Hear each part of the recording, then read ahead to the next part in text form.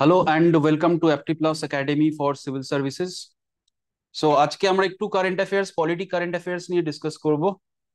আহ, আমাদের প্রথম topic of discussion that is digital voting in India.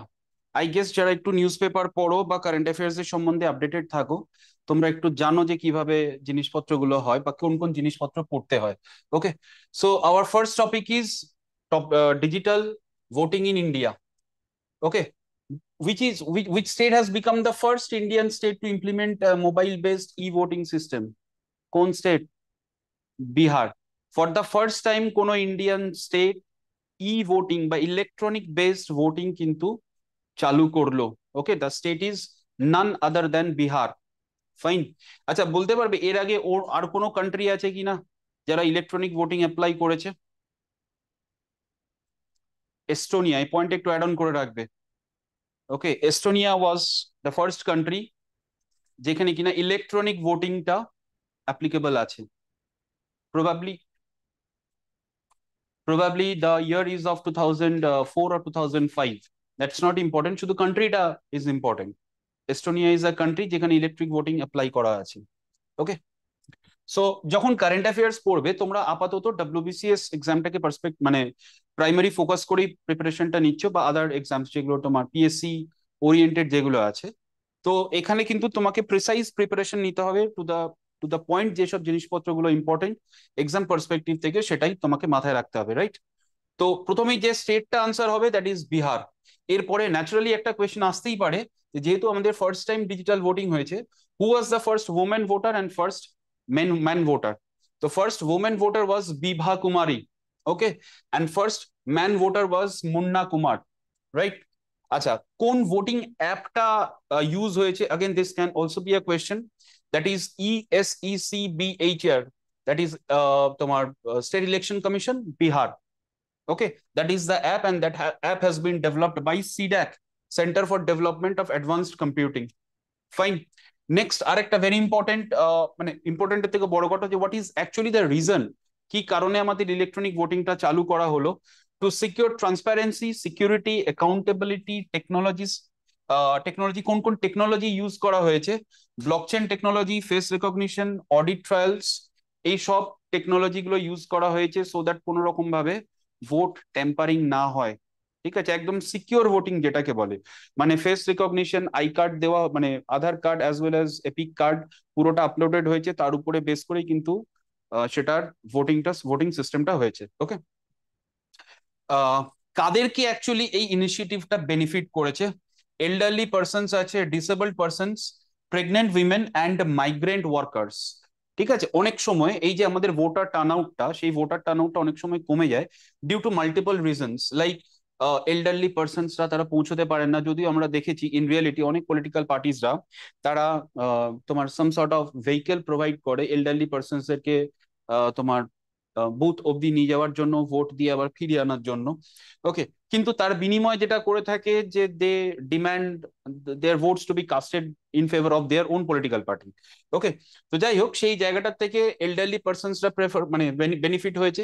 Disabled persons যারা আছে, দিব্যাং, ফিজিক্যালি ডিসেবলড পার্সনস যাদের যাওয়া সম্ভব নয়, but they do have opinion, তাদেরও ওপিনিয়ন আছে, তারাও মতামত পোষণ করতে পারে ভোট দিয়ে, তাদেরকেও হেল্প করেছে। প্রেগনেন্ট উইমেন যাদের পক্ষে যাওয়া সবসময় পসিবল হয় না, as well as migrant workers, that is the most important thing.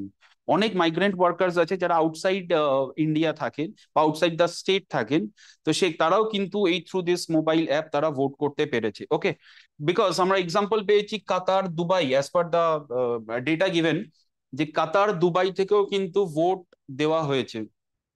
Fine. এবং আমাদের ভোটার টার্ন আউটটা দেখো 70%, that is that voter total voter turn out 70%।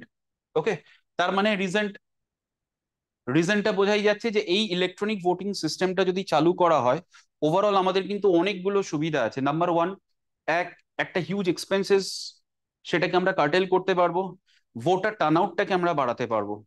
অনেকে আছে ভোট দিতে যায় না due to some sort of political reasons also, অনেক সময় due to some threat etcetera. তো সেইগুলোর থেকেও কিন্তু অনেকটা আমাদের রিলিফ দিচ্ছে এই ইলেকট্রনিক ভোটিং সিস্টেমটা। বাট এটারও একেবারে মানে ফুল প্রুফ এমন নয়, তাহলে অনেক কান্ট্রি আছে তারা ইলেকট্রনিক ভোটিং এ শিফট করে যেত, অনেক অ্যাডভান্স কান্ট্রিজ আছে তারাও শিফট করতে পারতো, বাট স্টিল এখন অব্দি করেনি। ফাইন। আচ্ছা, এবার এই যে ধরো ডিজিটাল ভোটিং মানে আমাদের এই প্রথমবারের জন্য মোবাইল ভোটিং হলো, ওকে। বাট তার আগে আমাদের ডিজিটাল ভোটিং এর হিস্ট্রিটা, হিস্ট্রিটা হচ্ছে আমাদের ডিজিটাল ভোটিংটা অ্যাকচুয়ালি স্টার্ট হয়েছিল with the use of EVMs, electronic voting machines, okay.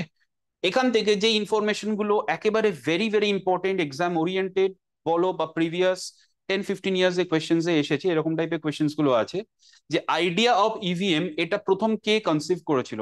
It was conceived by the then chief election commissioner S L Shakdhar, okay. প্রথম chief election commissioner, probably the year was 1977। তখন এই EVM এর আইডিয়াটা ইনি দিয়েছিলেন, chief election commissioner K Shakdhar. প্রথম আমাদের electronic voting machine কোন ইলেকশনে বা জেনারেল ইলেকশনে ইউজ হয়েছিল, দ্যাট ওয়াজ কেরালা 1982 অ্যাসেম্বলি ইলেকশনে, ওকে। বাট প্রবলেমটা হচ্ছে যে এই ইলেকট্রনিক গ্যাজেটস বলো বা ইলেকট্রনিক ভোটিংটা কিন্তু আমাদের রিপ্রেজেন্টেশন অফ পিপল অ্যাক্ট 1951-এ ছিল না, যে কারণে সুপ্রিম কোর্ট কিন্তু ইলেকশনটাকে স্ট্রাইক ডাউন করে দিয়েছিল, যে হবে না এটা। রিজন, যে it is violative of RPA 1951, representation of people act 1951, okay. So finally কোর্টটা মানে the election was strike down by supreme court. Naturally এরপরে যেটা হবে 1988-এ আবার আরপিএ কে অ্যামেন্ড করা হবে, অ্যামেন্ড করার পর তারপরে ইলেকট্রনিক ভোটিং মেশিনটা অ্যাপ্লিকেবল স্টার্ট হবে, ওকে। তো 1998-এ ইভিএম অ্যাসেম্বলি ইলেকশনে ইউজ হয়েছিল মধ্যপ্রদেশ, রাজস্থান, দিল্লি। এটা হচ্ছে অ্যাসেম্বলি ইলেকশনস এর কথা বলছি। প্রথমটা হচ্ছিল শুধু কেরালা, যেরকম ভাবে কোয়েশ্চেন্স আসবে সেরকম আনসার করবে। 2001-এ ইভিএমটা ইউজ হওয়া শুরু হয়েছে assembly constituencies of Tamil Nadu, Kerala, West Bengal, Puducherry. তো এই জায়গাটা কিন্তু অনেক সময় ওয়েস্ট বেঙ্গল ইন্টারভিউ এর কোয়েশ্চেন আসতে পারে, যে ওয়েস্ট বেঙ্গলে কখন ইভিএম চালু হয়, okay. So answer will be 2001। এবার লোকসভাতে, এগুলো কিন্তু এখন অব্দি অ্যাসেম্বলি ইলেকশনস এর কথা বলা হচ্ছে, এখনো কিন্তু লোকসভা ইলেকশনস নয়, অ্যাসেম্বলি মানে স্টেট লেজিসলেটিভ অ্যাসেম্বলি, ওকে। সো 2004 লোকসভা ইলেকশনে ইভিএমস ইউজ করা শুরু হয়েছিল অল 543 কনস্টিটিউয়েন্সিস। এটা কিন্তু অনেকবার পরীক্ষায় এসেছে, যে প্রথমবারের জন্য কোন লোকসভার ইলেকশনে ইভিএম ইউজ করা হয়। Answer will be 2004 Lok Sabha election. Total 543 Lok Sabha seats আছে, টোটাল 543 লোকসভা সিটসেই কিন্তু ইভিএম ইউজ করা হয় সিন্স 2004, ওকে। নেক্সট, আরেকটা দেখো, ইভিএমস এর সাথে তারপরে আবার 2010-এ পলিটিশিয়ান মানে অনেক পলিটিক্যাল পার্টিজদের ডিমান্ড হলো, যে আমরা যে ইভিএম এ ভোট দিচ্ছি, তো সেখানে আমরা কাকে ভোটটা দিচ্ছি, সেটা তো আমাদের কাছে কোনো প্রুফ নেই। এমনও হতে পারে টেকনোলজিক্যালি ট্যাম্পার করা হয়েছে, আমি ভোট দিচ্ছি একজনকে, চলে যাচ্ছে আরেকজনকে আছে, যেটা এখন অব্দি ডিমান্ড করা হয়। যে কারণে দেখবি ইলেকশন কমিশন মাঝে মধ্যেই হ্যাকাথন, ওপেন হ্যাকাথন কম্পিটিশন করে, যে আমাদের ইভিএম কে যদি হ্যাক করে দেওয়া হয় তাহলে আমরা ইভিএম বন্ধ করে দেবো। এবং আমাদের ইভিএমটা এতটাই ফুল প্রুফ যে there are few countries like probably South Africa, আর একটা কোন কান্ট্রি আছে, মানে আফ্রিকান কোন একটা কান্ট্রি আছে, যারা কিনা ইন্ডিয়ান ইভিএম কে হায়ার করেছে তাদের দেশের ইলেকশনের জন্য, ওকে। তো ইভিএমটা আমাদের VVPAT, VVPAT stands for, what is VVPAT? Voter verifiable paper audit trial. এই যে ইলেকশন আমরা যখন ভোট দিলাম, একটা স্লিপ বেরিয়ে আসে, কিন্তু স্লিপটা নিয়ে চলে আসতে পারো না, ওটা আবার কিন্তু ঢুকে যাবে ভিতরেই, ঠিক আছে। তো তুমি কাকে ভোটটা দিচ্ছ, তুমি এক্স কে ভোট দিলে ভোটটা এক্স এর কাছেই যাচ্ছে কিনা, সেটার প্রুফটা হচ্ছে voter verifiable paper audit trail, okay. তো সেই ভিভিপ্যাটটা প্রথম কোন ইলেকশনে ইউজ হয়েছিল, এটাও কিন্তু অনেকবার কোয়েশ্চেনে দিয়েছে। Answer will be Noksen assembly election, Noksen by ইলেকশনের, মানে একটা বাই ইলেকশন হয়েছিল নক্সেন অ্যাসেম্বলিতে, সেটা কোথায়, নাগাল্যান্ডে। কোন ইয়ারে সেটা ইউজ হয়েছিল, 2013। ভেরি ভেরি ইম্পর্টেন্ট পয়েন্ট, প্রচুরবার পরীক্ষায় এসেছে এটা, যে ভিভিপ্যাট প্রথম কোন ইলেকশন বা কোন অ্যাসেম্বলিতে হয়েছিল। Answer will be Noksen assembly, place বা স্টেট হচ্ছে নাগাল্যান্ড, কোন ইয়ার, ইয়ার ইজ 2013, ওকে। 2014-এ 8টা কনস্টিটিউয়েন্সিতে, মানে 543 লোকসভা কনস্টিটিউয়েন্সির 8টা কনস্টিটিউয়েন্সিতে ভিভিপ্যাট চালু হয়েছিল। এই 2014-এ যখন চালু হয়েছিল, এটা কিন্তু আমাদের ওয়েস্ট বেঙ্গলও ছিল। বলতে পারবে এই যে 2014-এর যে 8টা কনস্টিটিউয়েন্সিতে, লোকসভা কনস্টিটিউয়েন্সিতে ভিভিপ্যাট চালু হয়েছিল, তার মধ্যে ওয়েস্ট বেঙ্গলও ছিল একটা। ওয়েস্ট বেঙ্গলে কোন কনস্টিটিউয়েন্সিটা ছিল, এনি আইডিয়া? যাদবপুর কনস্টিটিউয়েন্সি, ঠিক আছে, এটা একটু অ্যাড অন করে রাখো। ওকে, যে in 2014 8 constituencies out of 543 in Lok Sabha, মানে লোকসভা কনস্টিটিউয়েন্সিজ ভিভিপ্যাট চালু হয়েছিল। তার মধ্যে আমাদের ওয়েস্ট বেঙ্গলের যাদবপুর কনস্টিটিউয়েন্সিতে কিন্তু ভিভিপ্যাটটা প্রথম চালু হয়েছিল। ফাইন।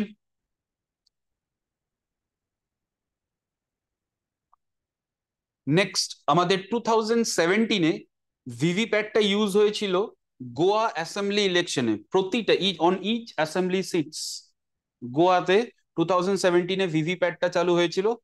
আর 2019 অনওয়ার্ডস অল 543 কনস্টিটিউয়েন্সিসই কিন্তু ভিভিপ্যাট এনেবলড ইভিএম চালু করে দেওয়া হয়েছে। ক্লিয়ার? কারো কোথাও কোনো ডাউট নেই? ইনফরমেশন গুলো আরেকবার দেখে নিতে পারো। বিহার প্রথম state, first women voter, first man voter. কোন অ্যাপটা ইউজ করা হয়েছে, ভেরি মাচ ইম্পর্টেন্ট। কারা বেনিফিশিয়ারি হয়েছে। এবার ধরো এর উপরে বেস করে তোমাদের ওপিনিয়ন বেসড কিন্তু ইন্টারভিউতে কোয়েশ্চেন্সও আসতে পারে, ঠিক আছে? স্পেশালি তোমরা যারা ধরো ইঞ্জিনিয়ারিং ব্যাকগ্রাউন্ড আছো, যে how technology will help India in achieving this you can say voter inclusion. এই কনসেপ্টটা কি? এটা তো ভোটার ইনক্লুশন। কারণ অনেক সময় ভোটার মানে ভোটার টার্ন আউটটা অতটা হয় না। তো এই ভোটার টার্ন আউটটা বাড়ানো plus at the same time election কস্টটাকে কাটেল করা। কারণ আমাদের 2024-এর লোকসভা ইলেকশনের এক্সপেন্ডিচার অ্যাপ্রক্স 120 crore প্লাস হয়েছে, মানে 120,000 crore। Okay, thousand or lakhs, probably thousand probably. Okay, তো ন্যাচারাল ব্যাপার, আহ, সেই জায়গাটা থেকে একটা কস্ট কাটেলেরও ব্যাপার থাকবে। খুব স্মুথ ওয়েতে আমরা ভোটটা দিতে পারবো। আননেসেসারি বাজেট মানে ইলেকশন এক্সপেন্সেস হবে না। আহ দাঙ্গা মারামারি বোমাবাজি এগুলো তো হবেই না, ঠিক আছে? বাড়িতে বসে চুপচাপ তুমি ভোট দিয়ে যাচ্ছ, নো ইস্যু উইথ ইট। ওকে, আচ্ছা চলো। এরপরে আমাদের নেক্সট চলে আসছি একটা again another topic related to election commission. The topic is the 26th chief election commissioner of India. 26th। So who was the first chief election commissioner of India? বোর্ডে না দেখে বলো। The first chief election commissioner of India Sukumar Sen, ঠিক আছে? তো রিজনটা হচ্ছে, এই টপিকটা ইম্পর্টেন্ট অনেকগুলো পার্সপেক্টিভ থেকে। রিজনটা হচ্ছে এর আগেও তো ইলেকশন চিফ ইলেকশন কমিশনার হয়েছে। So why this is very important? This is important because এর আগে আমাদের যে চিফ ইলেকশন কমিশনার অ্যাপয়েন্টেড হতো, that was mainly on the basis of seniority. কোনো স্পেসিফিক গাইডলাইন্স ছিল না আমাদের ইলেকশন কমিশনার অ্যাপয়েন্টমেন্টের ক্ষেত্রে। ওকে, তো সেটা প্রেসিডেন্টই অ্যাপয়েন্ট করতেন as per the advice of the union executive, that is prime minister and his council of ministers. তো ন্যাচারাল ব্যাপার, সেখানে কোনো ট্রান্সপারেন্সি ছিল না, সেখানে কোন রকমের কোনো you can say accountability comparatively কম ছিল in case of the appointment of the chief election commissioner as well as other election commissioner. তো আমাদের নতুন একটা অ্যাক্ট পাস করা হয়েছে, the act is chief election commissioner and election commissioner act of 2023। এই অ্যাক্টের উপর বেস করে কিন্তু আমাদের প্রথম এই ইনি চিফ ইলেকশন কমিশনার হলেন। Okay, so the first chief election commissioner appointed on the basis of this CEC and Election Commissioner Act of 2023, then answer will be Gyanesh Kumar. Previously, মানে he is a 1988 batch IAS officer appointed as the 26th Chief Election Commissioner. Clear হয়েছে? কেন এই নিউজটা কেন important তোমাদেরকে এই জায়গাটা বুঝতে হবে। দেখো নিউজ কিন্তু প্রচুর আছে, exam oriented news, precise news, information সেটুকুই আমরা মাথায় রাখবো যেটা এক্সাম ওরিয়েন্টেড। ঠিক আছে, অনেক ইনফরমেশন পড়ে নিলাম, আলটিমেটলি কিছু মনে রাখতে পারলাম না, যেটা এক্সামে এলো সেটা বাদ দিয়ে অনেক কিছু পড়ে নিলাম, দরকার নেই। ঠিক আছে, precise preparation. So Gyanesh Kumar কাকে সাকসিড করলো এটাও কিন্তু কোয়েশ্চেনে আসতে পারে। তোমরা যদি লাস্ট 10-15 ইয়ার্স এ কারেন্ট অ্যাফেয়ার্স এর কোয়েশ্চেন্স দেখো, মানে covering almost all the exams, অনেক সময় কিন্তু এরকম ভাবে কোয়েশ্চেন করেছে যে Shri Gyanesh Kumar has been appointed as the 26th chief election commissioner, সাকসিডিং hmm? So you have to remember কাকে succeed করলো। Okay, তো succeeding Sri Rajiv Kumar, and this is very important point, this is the first chief election commissioner based on CEC and Election Commissioner Act of 2023। Okay, আচ্ছা, এই যে act মানে chief election commissioner and election commissioner act of 2023, এই অ্যাক্টটা কোন অ্যাক্টকে actually replace করলো? Replace করলো হচ্ছে erstwhile যে অ্যাক্টটা ছিল election commission conditions of service of election commissioners and transaction of business act 1991। এই অ্যাক্টটাকে রিপ্লেস করলো chief election commissioner and election commissioner act of 2023। Fine. আচ্ছা, এই অ্যাক্টটা কি নিয়ে ডিল করে? This act will regulate the appointment, tenure and service conditions of the chief election commissioner and other election commissioners. তো এরকম কিন্তু ইউপিএসসি প্রিলিমসেও অনেক সময় কোয়েশ্চেন আসতে পারে। Consider the following statement about this, মানে chief election commissioner and election commissioner act of 2023। এবার ধরো ফার্স্ট স্টেটমেন্ট দিল যে the act will regulate the appointment, tenure and service conditions. Okay, number two option দিল, মানে statement দিল যে this act has replaced Election Commission Conditions of Service of Election Commissioners and Transaction of Business Act 1991. So each and every point যেগুলো কিনা পিপিটির মধ্যে আছে, each and every point is exam oriented, exam centric. Okay, precise প্রিপারেশনটা নেবে মাথায়, সেটা কি register করবে। সো এবার চলে এসো যে as per the act the chief election commissioner and the election commissioners are to be appointed by the president.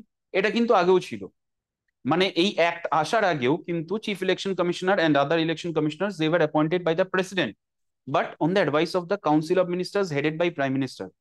মানে এক কথায় যেটাকে বলা হয় এক্সিকিউটিভ অ্যাপয়েন্টমেন্টস হতো, বা এক্সিকিউটিভ রেফারেন্স অ্যাপয়েন্টমেন্টটা হতো। বাট এই অ্যাক্টটা অ্যাকচুয়ালি চেঞ্জ কোথায় হলো, কেন হলো? কেন রিজনটা হচ্ছে অনেক পিটিশনস জমা পড়েছিল যে there is a lack of transparency in the election commission. কেন? ইলেকশন কমিশনের কাজটা কি? To conduct the general elections. Election commission কোন কোন ইলেকশন কন্ডাক্ট করায়? Lok Sabha, Rajya Sabha, state legislative assembly, state legislative council, president and vice president. Okay, তো এই যে ধরো এমন একটা কনস্টিটিউশনাল বডি যেটা কিনা উইচ ইজ মানে entrusted with conducting the elections, যেখানে কিনা গভর্নমেন্ট তৈরি হচ্ছে, তো সেখানে কে, মানে কোন ব্যক্তি চিফ ইলেকশন কমিশনার হবেন, কোন ব্যক্তি ইলেকশন কমিশনার হবেন, ইটস ভেরি ইম্পর্টেন্ট। তো এমন তো হতেই পারে যে এরকম এভিডেন্স আছে যে প্রাইম মিনিস্টার তার ফেভারিট কোনো একজন ক্যান্ডিডেটকে চিফ ইলেকশন কমিশনার করেছেন বা ইলেকশন কমিশনার করেছেন, যেটা কিনা মানে which otherwise has affected the results of the election. অনেক ইলেকশনের সময় অনেক ডিসপিউটস হয়েছে যেগুলো হয়তো ওভারলুক করে গেছেন চিফ ইলেকশন কমিশনার ইচ্ছাকৃতভাবে, কারণ he is the favourite candidate of the prime minister. তো তারও একটা কুইড প্রো চলে আসবে, কুইড প্রোকো, যে আমাকে চিফ ইলেকশন কমিশনার বানিয়েছে, so definitely I will have to give something in return. ঠিক আছে, তো এই ইস্যুস গুলো কিন্তু অনেক সময় আছে। দেখবে আমাদের স্টেটের তরফ থেকে অনেক সময় এই জিনিসটা ক্লেম করা হয় যে election commission is performing as an electoral agent of the BJP, এরকম অনেক সময় কমেন্ট করা হয়েছে। তো সেই ক্ষেত্রেই কিন্তু প্রবলেমটা ক্রিয়েট হয়েছিল, পিটিশনস জমা পড়েছিল, একটা ফেমাস কেস আছে অনুপ বার্নাওয়াল কেস। ঠিক আছে, তারপরেই কিন্তু সুপ্রিম কোর্ট নড়ে চড়ে বসেছিল, অ্যান্ড সুপ্রিম কোর্টের বক্তব্য হলো যে না, আর মানে চিফ ইলেকশন কমিশনার আর ইলেকশন কমিশনারকে আমরা এক্সিকিউটিভের হাতে ছেড়ে দেব না। সুপ্রিম কোর্টের জাজমেন্ট অনুযায়ী যেটা বলা হয়েছিল, chief election commissioner will be appointed by a committee which consist of prime minister, leader of opposition and chief justice of India. So the judiciary wanted to enter into the selection procedure of the election commission of India, but তার আগেই কিন্তু আমাদের change করা হয়ে গেছে, একটা amend করা হয়ে গেছে। অ্যাক্ট যেটা অ্যামেন্ড করা হয়েছে সেখানে চিফ জাস্টিস অফ ইন্ডিয়াকে সরিয়ে দেওয়া হয়েছে। ঠিক আছে, সেই জায়গাটা থেকে সরিয়ে দিয়ে যেটা করা হয়েছে union cabinet minister, and that too on the nomination of the prime minister. আসছে এটা একটু পরেই। তো আগে যেটা ছিল normally on the advice of the prime minister and council of ministers, এখন as per the present act, okay, chief election commissioner and other election commissioners are to be appointed by the president on the recommendation of a selection committee। এখন কিন্তু একটা selection committee establish করা হয়েছে। সেই selection কমিটিতে কে থাকছেন? Prime minister as the chairperson. So এরকমও কিন্তু কোয়েশ্চেন করতে পারে যে who acts as the chairperson of the selection committee. তো answer will be prime minister as the chairperson. আর কে আছেন? Union cabinet minister, a single union cabinet minister to be nominated by the prime minister. এই CJI কে replace করে এইটাকে add করা হয়েছে, union cabinet minister to be nominated by the prime minister. Fine. আর কে থাকবেন? Leader of opposition. এবার যদি leader of opposition না থাকে, অনেক সময় হয় যে কোনো মানে আমাদের অ্যাকচুয়ালি যেটা বলা হয় যে 10% অফ দ্য টোটাল সিটস যারা পায়, ঠিক আছে, তারাই একমাত্র লিডার অফ দ্য অপোজিশন, মানে অপোজিশন স্টেটাসটা পায়। এবার সামহাও ধরো অপোজিশন কোনো স্টেটাস পেলো না, কোনো পলিটিক্যাল পার্টি, এরকম এভিডেন্স আমরা দেখেছি। তো সেই ক্ষেত্রে বলা হয়েছে যে in case there is no leader of opposition, the leader of the single largest party in opposition shall be deemed to be the leader of opposition. Clear? তার মানে সিলেকশন প্যানেলের মধ্যে কে কে থাকছেন? Prime minister as the chairperson, একজন union cabinet minister to be nominated by the prime minister, and leader of opposition. Fine. এবার এখানেই একটা problem. And what is the problem? Problem, union cabinet মিনিস্টারটা কার জায়গায় আনা হয়েছে? Replacing CJI. তো CJI was a person who was from the judiciary part, judicial organ. তাকে রিপ্লেস করে যাকে আনা হয়েছে, that person or that minister is also nominated by the prime minister. মানে এক কথা এটা 2:1 হয়ে গেছে। প্রাইম মিনিস্টারের nominated cabinet minister definitely will not choose a member যাকে কিনা লিডার অফ অপোজিশন চুজ করবে। সো এটা নর্মালি 2:1 হয়ে গেছে। এটা নিয়েও কিন্তু অলরেডি পিটিশন জমা পড়ে গেছে। The case is still pending as of 5th July. The case is still pending supreme কোর্টের স্টেটাস মানে কেস লিস্ট অনুযায়ী। আচ্ছা, এই সিলেকশন কমিটির আগে একটা সার্চ কমিটি আছে, ঠিক আছে, যে কারা কারা হতে পারে। তো এই মানে সিলেকশনটা তো ফাইনাল সিলেকশন হচ্ছে, তার আগে একটা সার্চ কমিটি আছে। তো সার্চ কমিটির মধ্যে কারা আছে? Search committee consisting of union law minister and 2 other members not below the rank of secretary to the government of India, মানে সিনিয়র আইএস অফিসার্স। ওকে, এই যে কমিটিটা, সার্চ কমিটি, তাদের প্রায়োরিটি হবে বা তাদের কাজটা হবে টু মানে এনলিস্ট সাম পার্সনস, ঠিক আছে, রেফার করার জন্য। তো সেই সার্চ কমিটিতে ইউনিয়ন ল মিনিস্টার থাকছেন এবং 2জন সেক্রেটারি লেভেলের, মিনিমাম সেক্রেটারি লেভেলের গভর্নমেন্ট অফ ইন্ডিয়ার অফিসিয়ালসরা থাকছেন। ওকে, আচ্ছা, এই search committee prepares a list of 5 persons, 5জন ব্যক্তির নাম ডিসাইড করলেন। Fine. That does not mean যে এই 5জন ব্যক্তির মধ্যে থেকেই কাউকে চিফ ইলেকশন কমিশনার করতে হবে, বিকজ এরকম একটা অপশন আছে যে selection committee may consider anybody other than the suggested 5। মানে অ্যাজ পার দ্য অ্যাক্ট, এটা কিন্তু একটাই মেনশন করা আছে যে এমন নয় যে যে 5জনকে অ্যাপয়েন্ট মানে সিলেকশন মানে সার্চ করা হয়েছে বা ফরওয়ার্ড করা হয়েছে সেই 5জনের মধ্যে থেকেই নিতে হবে, এমন কিন্তু নয়। সো এটার কিন্তু একটা এক কথায় you can say it's a discretionary power also. Fine. আচ্ছা, আর একটা জিনিস যেটা মাথায় রাখবে অ্যাজ পার দিস অ্যাক্ট, সেটা হচ্ছে chief election commissioner and other election commissioners are debarred from reappointment. এটা একটা মেজর চেঞ্জ হয়েছে, বিকজ এর আগে constitution was silent about reappointment. তো এমনও হয়েছে যে একজন ইলেকশন কমিশনার তিনি যদি রুলিং গভর্নমেন্টের ফেভারে কোনো ভোট কন্ডাক্ট করিয়েছেন, তো ওনাকে আবার রিঅ্যাপয়েন্ট করা হয়েছে। তার মানে যেটাকে বলে ইন দ্য গ্রিড অফ বা বাই মানে in the greed of getting reappointed, সেখানে কিন্তু ভোটিংটা পলিটিক্যাল পার্টির ফেভারে করিয়েছে।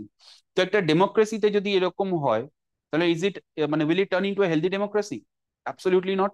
তো সেই জায়গাটা থেকে একটা নিউট্রালিটি ক্রিয়েট করার জন্য যেটা বলে দেওয়া হয়েছে যে দে আর ডিবার্ড ফ্রম রিঅ্যাপয়েন্টমেন্ট।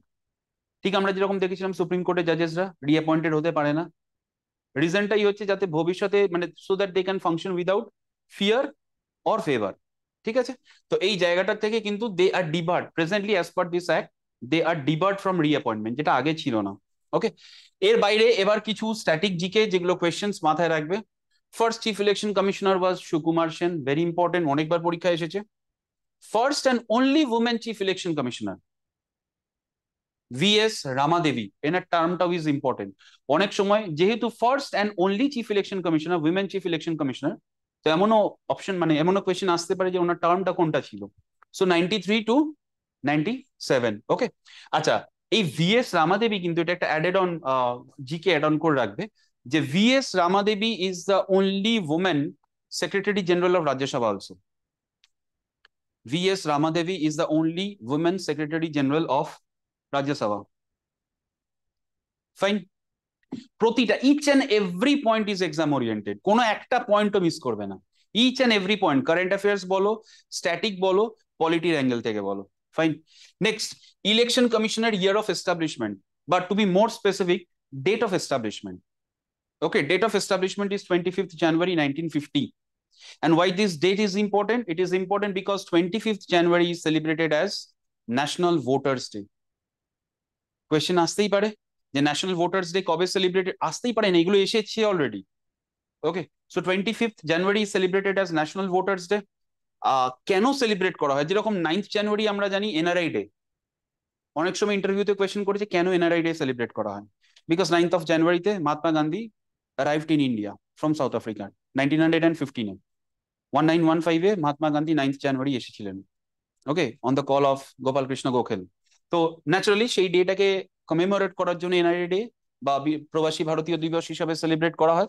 ঠিক সেরকম ভাবেই ইলেকশন কমিশনের ইয়ার অফ এস্টাবলিশমেন্ট বা to be more specific date of এস্টাবলিশমেন্টের উপরে বেস করে কিন্তু আমাদের ন্যাশনাল ভোটার্স ডে সেলিব্রেট করা হয়। ওকে, আরেকটা কারেন্ট অ্যাফেয়ার্স এ কোয়েশ্চেন আসতে পারে যে প্রথম কবে ন্যাশনাল ভোটার্স ডে সেলিব্রেট করা হয়েছিল, আনসার উইল বি 2011। 2025 এর ন্যাশনাল ভোটার্স ডে থিম কি ছিল, আগেন কারেন্ট অ্যাফেয়ার্স এর কোয়েশ্চেন। আমি এখানে যে যে পয়েন্ট গুলোকে অ্যাড অন করেছি that is purely on the basis of analysis of previous 10 to 15 years of question. এইগুলো কিন্তু এই টাইপের কোয়েশ্চেন্স দিয়েই থাকে কারেন্ট অ্যাফেয়ার্স এর মধ্যে। Okay, so theme is nothing like voting, I vote for sure. That was the theme of 2025 national voters day. Fine, আরেকটা question দেখো, একটু আগে ক্লাসে হলো আমাদের যে ভোটিং এজটা রিডিউস করা কবে হয়েছিল, from 21 to 18, that is through 61st amendment act of 1988 which came into force in 1989. So voting age was reduced from 21 to 18। এখানে আরেকটা জিনিসও জিজ্ঞেস করে কোন প্রাইম মিনিস্টারের সময় করা হয়েছিল, answer will be Rajiv Gandhi. During the prime ministership of Rajiv Gandhi the voting age was reduced. Okay, আর রাজীব গান্ধীর সাথে আরো একটা পয়েন্ট মাথায় রাখবে, রাজীব গান্ধীর সময় আমাদের অ্যান্টি ডিফেকশন ল আনা হয়েছিল through 52nd amendment act of 1985। 10th schedule was added and anti defection law came into force। ওকে, আর কেসটার নাম, এই কেসটার ডিটেলস আমরা ক্লাসে ঢুকবো। তো কোন কেসটা associated with this appointment of this chief election commissioner and other election commissioner act, answer will be Anoop Baranwal versus union of India. Clear? So this is sufficient enough for your prelims, even for your mains. Chalo, come to the next topic, that is 50 years of emergency. Just আমরা emergency topic complete করেছি, একেবারে fresh টাটকা। So what is the news? The news is the government of India has notified 25th June. The date is very important. 25th June to be observed as Sambidhan Hatya Divas or Constitution Murder Day. এটা প্রথমবার 2024 এ celebrate করা হয়েছে, মানে mark করা হয়েছে। Okay, so the day was first observed on 25th June 2024। The government of India has decided to observe it annually to honor the sufferers of emergency that was imposed on 25th June 1975। This is the most controversial emergency। তিনবার emergency declare হয়েছে, 1962, 71 and finally in 75। তো এই 75 এ যে third এমার্জেন্সিটা declare করা হয়েছিল that was on the ground of internal emergency. Okay, and এই এমার্জেন্সির জন্য কিন্তু আমাদের প্রচুর ফান্ডামেন্টাল রাইটস বলো, the rights of the media বলো, many political sufferers, common people, প্রচুর সাফারার্স হয়েছে। ইফ ইউ ওয়ান্ট, মানে if the students want, you can write in the comment, we can bring, মানে rather we will bring a video on this emergency as well as যদি এটা related অন্য কোনো টপিকের তোমাদের মনে হয় যে ভিডিও আনার দরকার আছে বা ভিডিও আনলে ভালো হয়, you can write in the comment section. Okay, so 25th of June 2024 এ আমাদের মানে 2024 এ প্রথম অবজারভেশন হয়েছে। ওকে, আচ্ছা, এই ডেটা কিসের জন্য তৈরি করা হয়েছে? As a reminder of the importance of defending democracy and individual freedom. Third emergency আমরা একটু আগেই পড়েছি, এমার্জেন্সির সময় কি কি অসুবিধা হয়েছিল, 1 লাখের উপরে মানুষজনকে অ্যারেস্ট করা হয়েছিল, ইলেকট্রিসিটি কাট করে দেওয়া হয়েছিল যাতে প্রিন্টিং মিডিয়া কোনো রকম ভাবে প্রিন্ট না করতে পারে নিউজ পেপার, প্রচুর অ্যামাউন্টে জেল বন্দি করে দেওয়া হয়েছিল। ঠিক আছে, রাইট টু লাইফ অ্যান্ড লিবার্টিটা পর্যন্ত নিয়ে নেওয়া হয়েছিল, স্টেরিলাইজেশন করা হয়েছিল, একটু আগে যেটা বললাম, জবরদস্তি। ঠিক আছে, মানে এক কথায় এটাকে বলা হয় মানে ডিক্টেটরশিপ রেজিম নিয়ে চলে এসেছিল ইন্দিরা গান্ধী গভর্নমেন্ট। তো এটার জন্যই কিন্তু মোদিজি, মানে Modi government has declared 25th of June to be observed as Samvidhan Hatya Diwas or constitution murder day. আর এটা ইম্পর্টেন্ট কারণ কি, দিস ইজ মানে this year marks the 50th anniversary of controversial emergency। ওকে, আচ্ছা, next the government of India has announced a year-long observation of Constitution Murder Day to commemorate one of the darkest chapters in India's democratic history and to reform India's commitment to constitutional values, democratic ethics and civil liberties। মানে এগুলো একটা growing society বলো, একটা democratic society তে these are the very basic you can say elements যেটা কিনা provide করা উচিত। সেখানে government, democratic government which is otherwise elected by the people, তারা যদি এমন কোনো স্টেপ নেয় যেখানে মানুষজনেরই এত অসুবিধা হচ্ছে, সো ইটস কোয়াইট অ্যাপ্ট যে নামটা দেওয়া হয়েছে কনস্টিটিউশন মার্ডার ডে অর সংবিধান হাতিয়া দিবস। ওকে, আচ্ছা, এটা তো অলরেডি বলে দেওয়া হয়েছে 1975 India witness the proclamation of third emergency on the ground of internal disturbances. এইটার পরেই কিন্তু the word internal disturbances was was replaced by armed rebellion. আজকের দিনে দাঁড়িয়ে emergency, national emergency can be declared on war, external aggression and armed rebellion. এই third যে এমার্জেন্সিটা declare করা হয়েছিল দ্যাট ওয়াজ ইন্টারনাল ডিস্টারবেন্সেস। আর এটা যেহেতু ভেগ ছিল, এটা হ্যাজ মানে no proper definition of this internal disturbances, not even the constitution বা কোনো অ্যাক্ট ইন্টারনাল ডিস্টারবেন্সেসকে ডিফাইন করেনি, যে কারণে কিন্তু এই গ্রাউন্ডটাকে তুলে দেওয়া হলো। Okay, and by 44th amendment act 1978 this was replaced by armed rebellion. Fine, কিন্তু এই internal disturbances is a ground of declaring state emergency under article 356, সেই ক্ষেত্রে কিন্তু অ্যাপ্লিকেবল আছে, বাট ফর ন্যাশনাল এমার্জেন্সি এটা কিন্তু আর নেই। ফাইন, আচ্ছা, national emergency can be proclaimed by the president, obviously by the president on the written recommendation of the cabinet. This is very important, এটা আগে ছিল না, it was added by 44th amendment act. Previously এরকম কোনো অপশনসই ছিল না, শুধু proclaimed by the president বলা ছিল। 44 যেহেতু থার্ড এমার্জেন্সিটা মিসইউজ হয়েছে, সেই ক্ষেত্রে কিন্তু 44th অ্যামেন্ডমেন্টে এই কথাটা অ্যাড করে দেওয়া হলো যে on the written recommendation of the cabinet. এখান থেকে একটা কোয়েশ্চেন আসে যে the word cabinet was inserted in the constitution through which amendment? Answer will be 40 amendment. Okay, acha, আরেকটাও কোয়েশ্চেন আছে, which among the following words is not mentioned in the constitution, in the original constitution? এরকম ভাবে কিন্তু question আসে, সেখানেও কিন্তু cabinet, like judicial review, like cabinet, এগুলো কিন্তু অরিজিনাল কনস্টিটিউশনে ছিল না, এই টার্মটাই মেনশন করা ছিল না। ওকে, সো তিনটে গ্রাউন্ডে হয়, war, external aggression and armed rebellion. Presently যেটা আর্মড রেবেলিয়ন বললাম। Previously, the ground for declaration was war, external aggression, and internal disturbances. By 44th Amendment Act, internal disturbances was replaced by armed rebellion.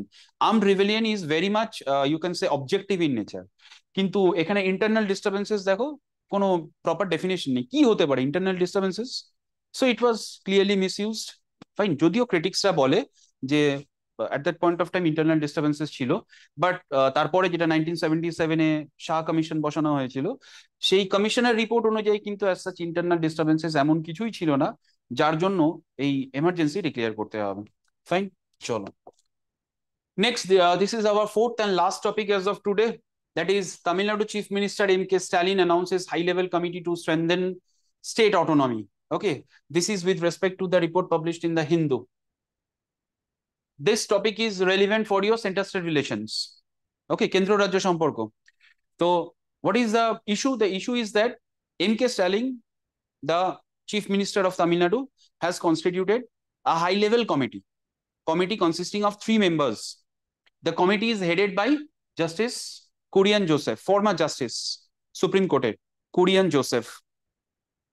And fortunately, or you can say coincidentally, the first committee that was set up by Tamil Nadu with respect to center-state relations was Rajamannar Committee in 1969.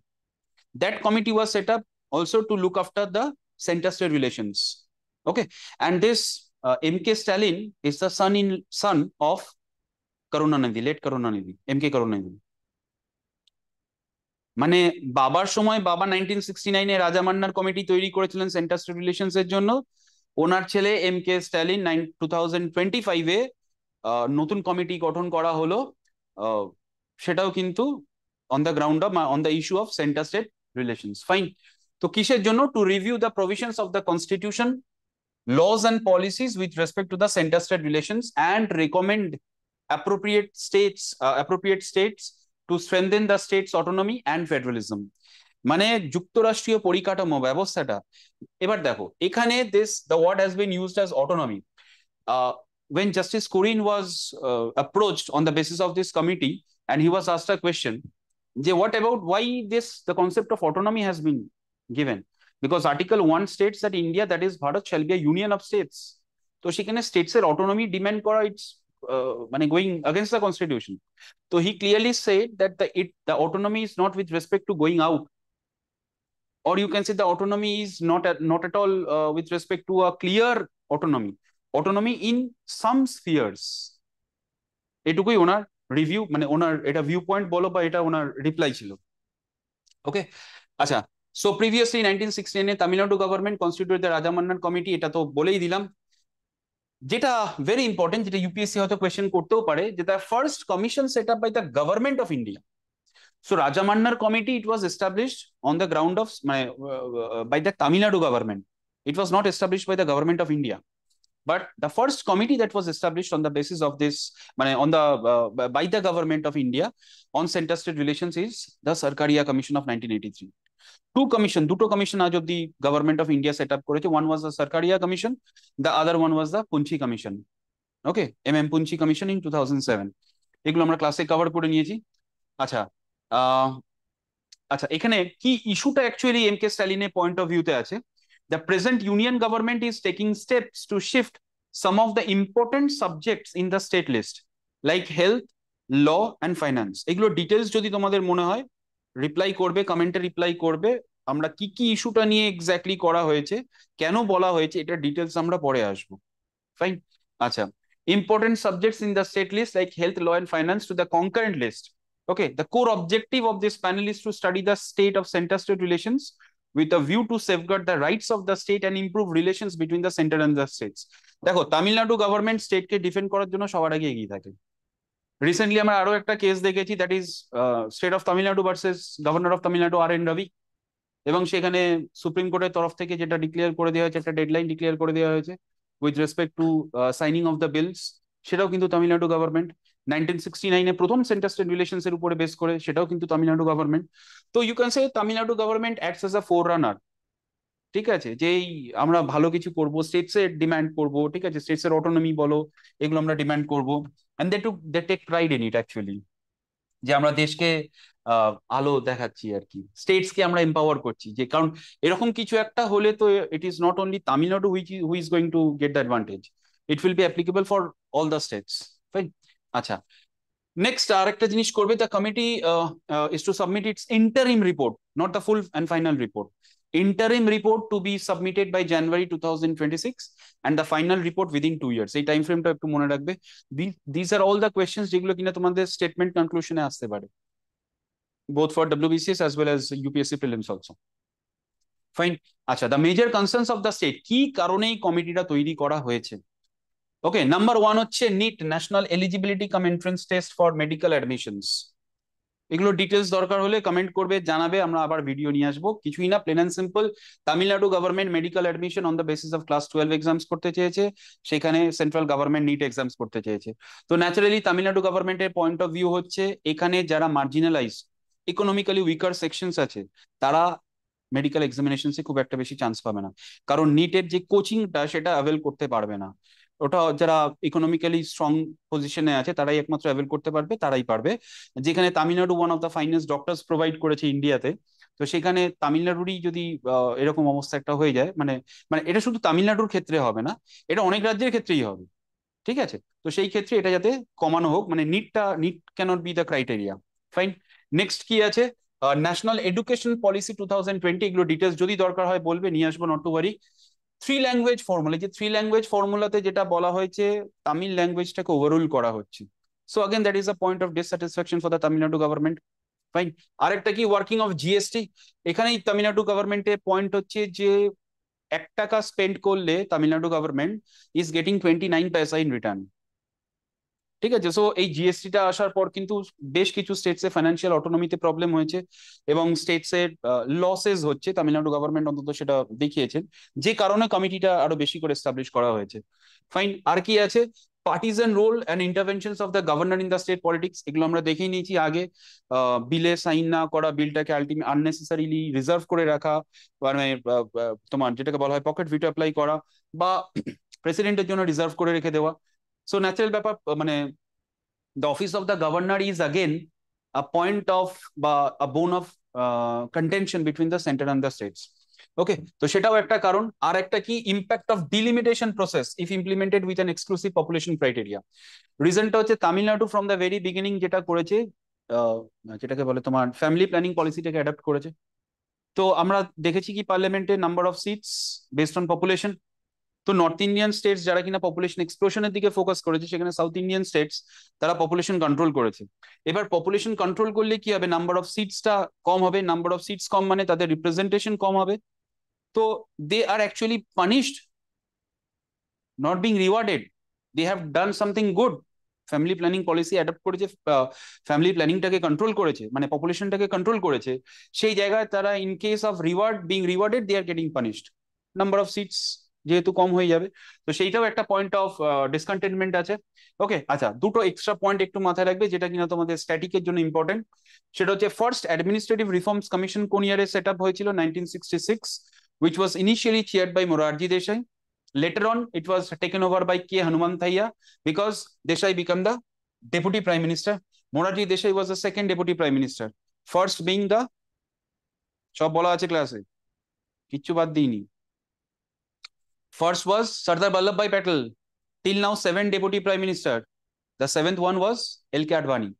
Okay, so this Morarji Desai was the second deputy prime minister as well as the first non-Congress prime minister. Fine. Acha. As well as Morarji Desai was the only person who was awarded with both the highest civilian awards of India as well as Pakistan, Nishani Pakistan and Bharat Ratna. Okay, acha. The commission was set up to review and recommend reforms for the Indian public administration system. এটা কিন্তু direct centre state relations এর সাথে ছিল না।